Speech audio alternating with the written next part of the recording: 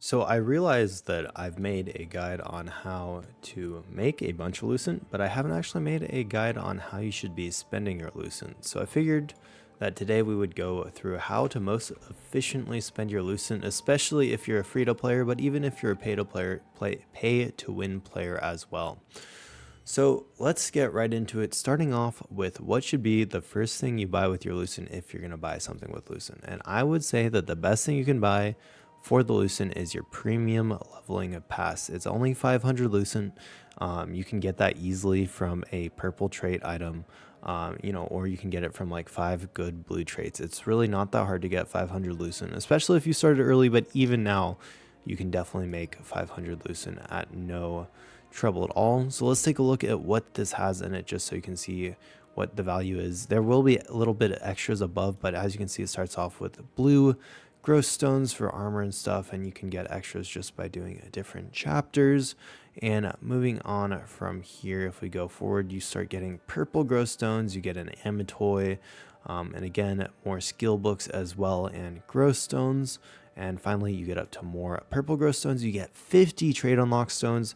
Those are extremely rare. Basically, the only places you can get them is you can get about 25 per week from your weekly missions, or you can get some from your lithograph books. So again, very, very rare. And if you get them from your weekly missions, it means you won't be getting your purple item.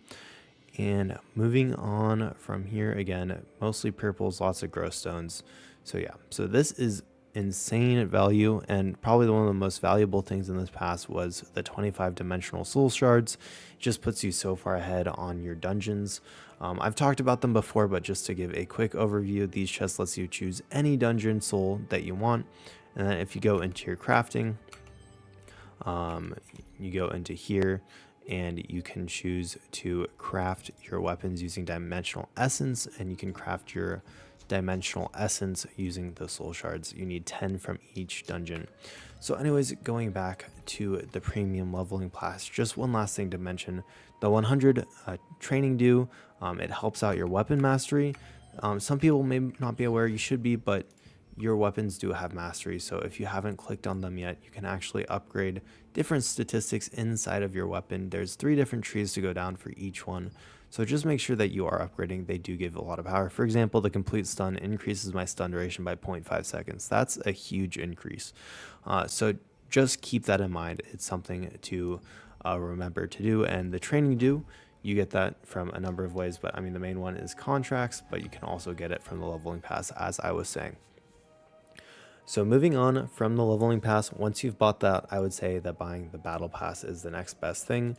I can't actually look at what all of the rewards were anymore, I don't think, because I have finished it out, but the rewards were pretty good for sure. Not as good as the premium leveling pass, but still pretty good. And then once you do finish on all of your tasks, you have your dailies, weeklies, and all that, any extra points that you get, including all of your daily points, go into star crystals. Now, you may be asking, what do you use star crystals for? Well, you have the Zenith Star Shop, and you can buy things in here with your star crystals. If you want to, you could be just maxing out on your cosmetics so that you have the special cosmetics for all of your weapons if you like them a lot. However, if you don't want to do that, there are these consumables down here. So for example, you can buy trait extraction stones, you can buy trait conversion stones. If you don't like your weapons that you're using, you can buy skill conversion books here, though they are really expensive, 250 per. If you're running low on restoration coins from maybe PvPing, you could buy some of those. Easy Solent, I don't think that's worth it at all. Definitely don't go for that. Abundance fruit is like okay, it gives you extra Solent, but again, probably not worth wasting your Zenith Star Shop points on it, just because Solent you can get really easily just by turning like 20 Lucent into 400,000 Solent. So not really worth it. You could do your resistant contracts, turn them into the higher levels, and try to get yourself free purples from the pouches. That could be really, really good. So yeah, so it just sort of depends on what you want, but do keep in mind that this store exists. And it's something that you can spend your star points on from doing your dailies and weeklies every single day. So moving on from those, going back to Lucent and what you should be spending it on, Other than that, in the shop, there's not much. You can buy the cosmetics if you want. I think the Lightning Puma does look pretty cool. I've been considering it, but if you're going just straight up like hardcore, trying to progress as far as you want, I don't think there's really anything else in this store as of right now that's worth buying. I've talked about the Ornate shop before. We don't need to talk about that today. So then the next thing would be spending your Lucent on traits or items in the auction house. Now, if you're pay to play, it's sort of different because you can try to trade out, a full set of purple gear with weapons. All I would say on that is, make sure that you know your build before you're trading it out and leveling it, because the traits don't transfer if you have to transfer weapons or gear. And make sure that you are, buying the cheapest traits, because I have a whole guide over traits. I'll have it linked at the end. But make sure you're going through and choosing the cheapest traits. You only need a copy of that weapon when you're putting on a new trait, not when you're upgrading traits. So just keep that in mind.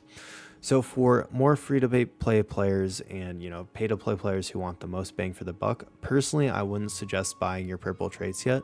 It's just not worth it. Just wait till they go down in price a little bit more. For example, the Duke Magna's Fury Warblade, the critical hit chance, and heavy attack chance are all really, really expensive still. And these are the one. I mean, this one's like almost $33. Just the one, just a trait. 20 heavy attack chance on a weapon is $33 if you convert it to real life money. So it's sort of insane. However, if you are running blues right now, it is definitely worth trading out because the blue traits are not that expensive. They're not definitely not cheap, but if we look at the heavy attack chance, if you're running this broadsword and then I don't know if we actually have a weapon right now, but if we go on to trait list and then we can go to heavy attack chance to find the cheapest ones, set it to rare, you can see that, once you get one of it on, upgrading it is really easy because there's just a ton of these shadow or shadewalker daggers. So you can buy, 2 of these with the extra one with whatever weapon you're running, and max out definitely fully trade out your weapons. I haven't done it yet just because I've been doing other stuff, but it's definitely worth it, especially because when you transfer a fully traded blue into a purple, you get like 900 blessing in your traits, in your trait thing, and then the blessing helps you trade out once you get to the purple. So that's how I got the heavy attack chance, just by using blues with my blessing. So anyways, if you're free to play, I would trade out all of your blues, just be a fully traded blue guy and wait for all of the purples to go down in price. And thus, I think you'll be spending your Lucent most efficiently. If I was going to choose something to trade out first, I would trade out your weapons first because it makes the most difference, in my opinion. Unless you're going for like something like a very specific, like say you're going melee evasion that's really strong early on because no one has hit, then you may want to get that one trait and then wait on the rest of the ones. And then, of course, max health is really nice too, but it is very expensive as well. So that is just what I would do for the most efficient way of spending your Lucent. And yeah, if any updates come out that have new things to spend Lucent on or anything like that, I'll definitely let you know. But again, just try to spend it as efficiently as possible. As you can see, I've gone up to 10,000. I did buy the 6,000 pack just because I figured I'd make my money back off of YouTube. But the rest of the Lucent that I've probably gone over 7,000 Lucent just by selling traits on the auction house, which I'm quite happy with. It's definitely not as good as some of the tryhards from Korea. So I didn't play in the career or anything, but I've been learning as much as I can and sharing it with all of you. So anyways, if you enjoyed, please let me know in the comments below. I've been having so many positive comments. It really makes my day every single day. Thank you so much, everyone. It really means the world to me. I hope y'all have a wonderful day. Enjoy your time in Throne and Liberty, and I will see you next time. Thank you so much for watching, and I'll have that trait video linked at the end of this.